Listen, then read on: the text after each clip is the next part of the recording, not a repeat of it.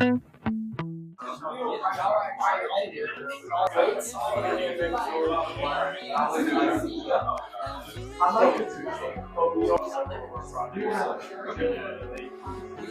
seen online that this thing's 165 megawatts. Yep.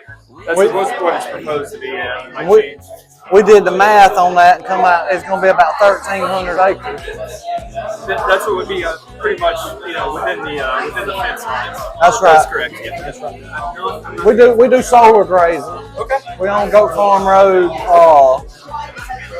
We'd be interested in getting some contracts with y'all if possible. We use goats and sheep. We've had no issues with anything. We already graze for them here in Georgia. There's a few cards. And so we're at Jackson in the gray. He's more of kind of our construction site manager, so he'd be great to talk to. And we have sheep grazing on a couple sites in Virginia that he's worked on, so he'll be very knowledgeable, be able to kind of talk you through that. But that's awesome. So what have you done in Georgia? It'd be great to.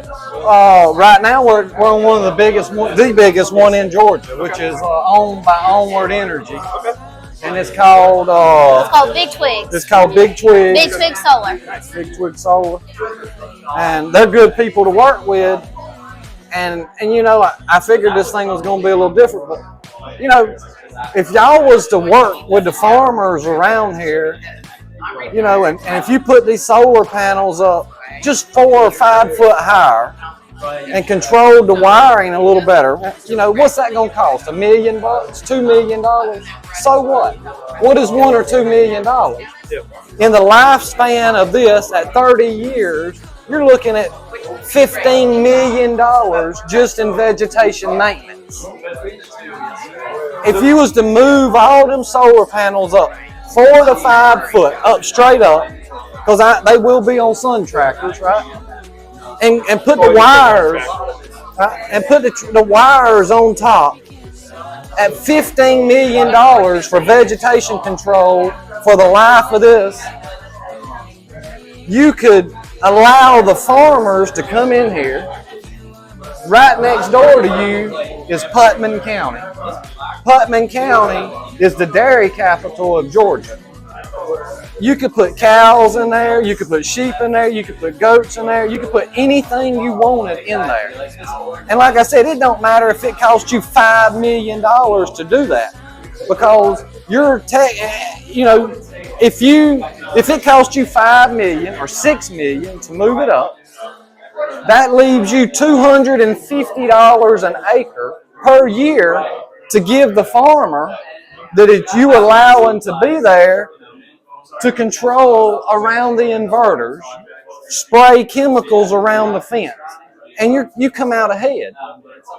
Yeah, and so we haven't applied cows to a project of this size. We've done a smaller one in Massachusetts. I think it was probably 10 megawatts. It's called Grafton Solar. That'd be an interesting one to look at. It's been pretty successful, kind of like as you described. But for a site like this, I think sheep and goats, particularly sheep, are definitely something we'd be interested to talk about. And like I said, Jackson over there in the gray, that's more of his kind of role. And yeah, it's great to know you're here in the community.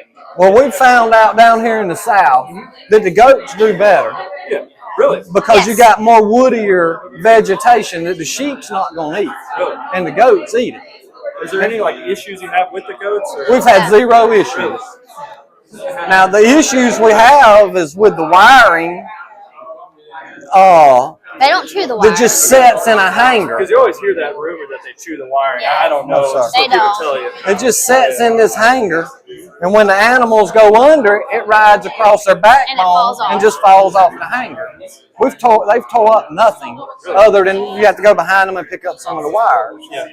But like I said, so what if it costs $15 million for it to be done when it's built?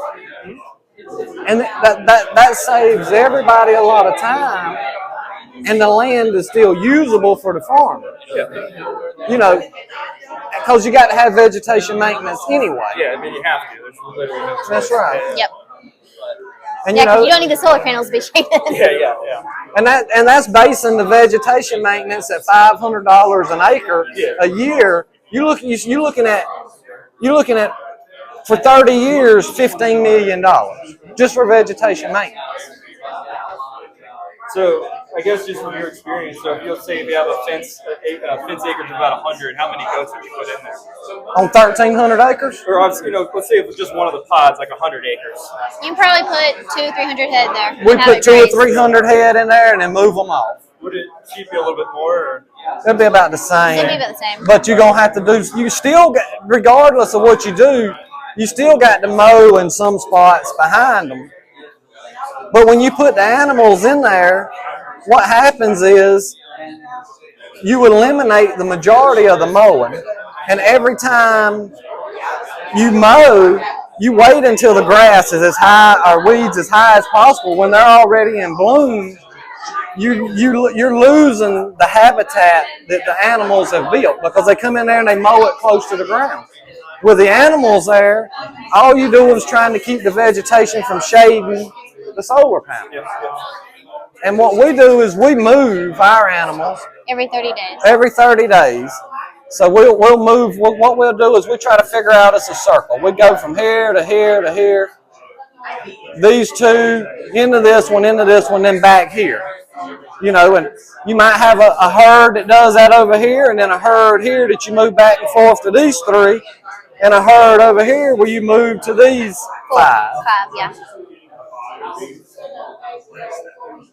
And that allows also, like I said, the vegetation to grow. Yeah.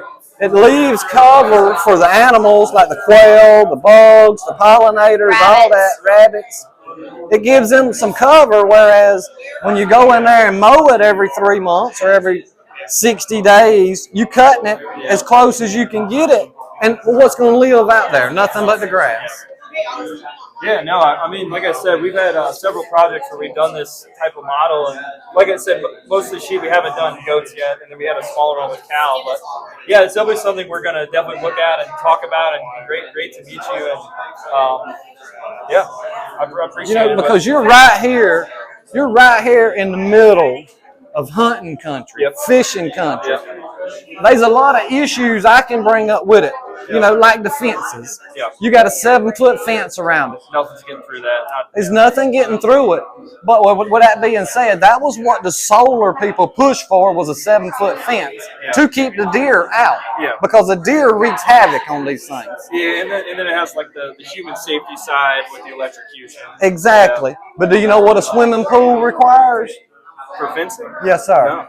48 inches. Really? More people's going to die in a swimming pool or a retention pond than they are here. Yeah, makes sense.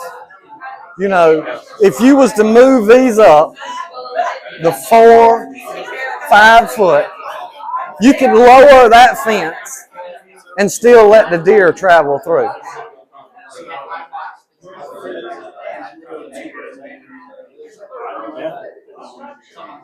I know why the 7-foot fence is there. I know exactly why, and it's a hidden rule of thumb. But I know exactly what it is, and I just explained it. Not this county, but probably not. Yeah, probably some counties in Georgia they require you to do it. I don't know. It's a federal law. So, that was pushed in by the solar companies to have the 7-foot fence to keep the mule deer out west, and the elk and stuff. Because all it takes is one white-tailed deer to get scared and run up under these and rip all the wiring out. Yeah. But if you raise those, the 4 or 5 foot, the deer could still travel through these areas and never hurt nothing. And a 48-inch fence, a 48-inch fence is a standard. Swimming pools, retention ponds, all that kind of stuff, and it keeps 99% of all people out. Even though if this fence was 12 foot tall, the person that wants to go in there, that still ain't gonna stop them. A pair of bolt cutters is $9.99 at Harbor Freight. No, I mean it's a good point, and in terms of kind of the logistics on that, that's definitely outside of my kind of zone. That's going to be more kind of on our engineering team side, and the actual construction management. But definitely good to hear kind of your experience on that. But is it going to get passed on? Because when y'all build these sites, we go to these sites as they're building them. And it's like pulling teeth out of a panther just to talk to somebody. Yeah. Because you're talking about like once you're actually building it. Or like this, it never gets passed on. Yeah. No, I mean, like I said, on the agricultural side, I mean, that's something we're always looking at. I'm just speaking from our company, not my personal opinion. Like, we're going to go for sheep most of the time. For a site like this, cattle's going to just be hard because of the extra steel costs on raising them. The details on that, you're spending no more money. Yeah, that's just not my purview, but that's just what we always get told for cattle for like a project like this. Yeah, that's right. Because you hear $5 million. Yeah. But you're going to spend $15 million in the life of this thing, just for vegetation control. Yeah. Actually, it's going to be over $15 million. Probably. Yeah. No, it's a good point, and I definitely.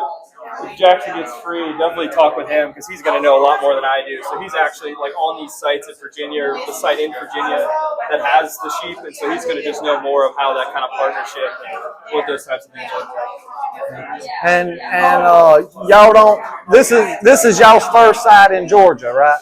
No, I mean, we essentially have 4 that are getting developed right now. So this would be the first one in Hancock County, but none in operation. Oh, so y'all do have some in operation? None in operation in Georgia.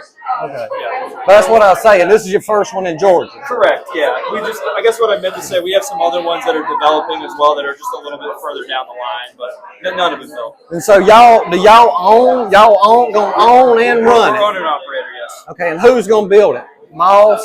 Moss? It could be a Blue Ridge Power. I don't know exactly what Georgia, but like in Virginia, it would be like a Blue Ridge Power, Mill Creek Renewables. But that's going to just depend project to project. And then, we'll have. All righty. Thank you for your time. Absolutely. Have y'all done projects like this or? No, ma'am. You can't get nobody to hear you out on them. And what I was saying is a project this size for the vegetation maintenance for the next 30 years is going to be over $15 million. But if you spent the half of that up front to build the site so that it's animal friendly, farmer friendly, the farmers will do it for free, pretty well much.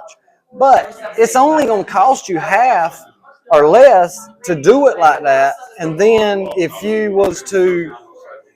could offer the farmer, $250. That way he could have money to control around the inverters, around the fences and stuff like that, and do the vegetation control, with animals. Right. Because one of our biggest problems on these solar farms is they're built like a rejected Chinese circuit board that was thrown in the trash and picked up and played with by some youngins. It's a disaster waiting to happen. Right. And it wouldn't take nothing but a little bit of attention to detail to fix it, and there wouldn't be no issues. Okay. So then, because I didn't see you at the initial meeting where Evan was, where he introduced us to the county at the commissioners meeting. Knows, ma'am, but if we'd have known it was there, we would have showed up. Yeah, we just found out about you guys about a week ago.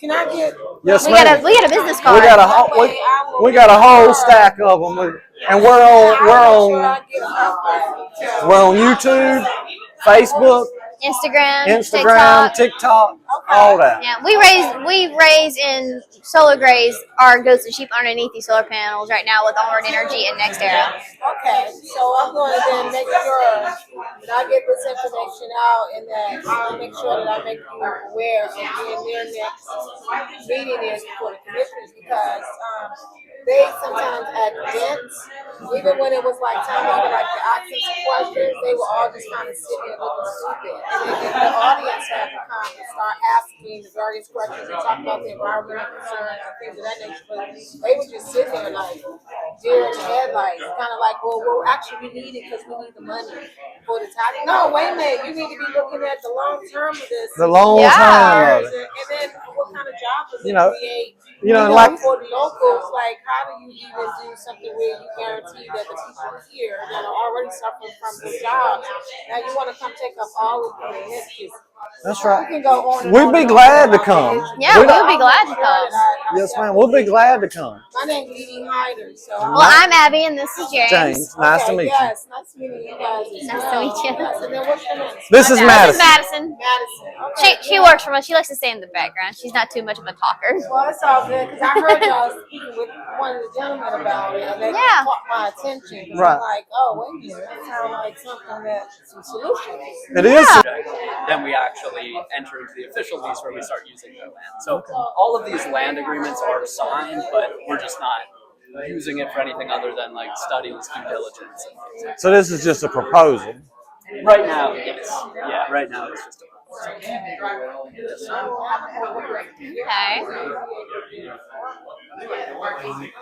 Any other questions? No, sir. Thank you. Yeah, Evan is my name also, so pleasure to meet you. Yes, sir. You too. We appreciate y'all coming out. Yep. Yeah. And yeah, if you do have any other questions, feel free on our website. There's like an email, and I think we have it on the fact sheets as well, phone numbers. So, feel free to reach out, and happy to answer anything that might come up. No work. Thank you, Evan. All right, appreciate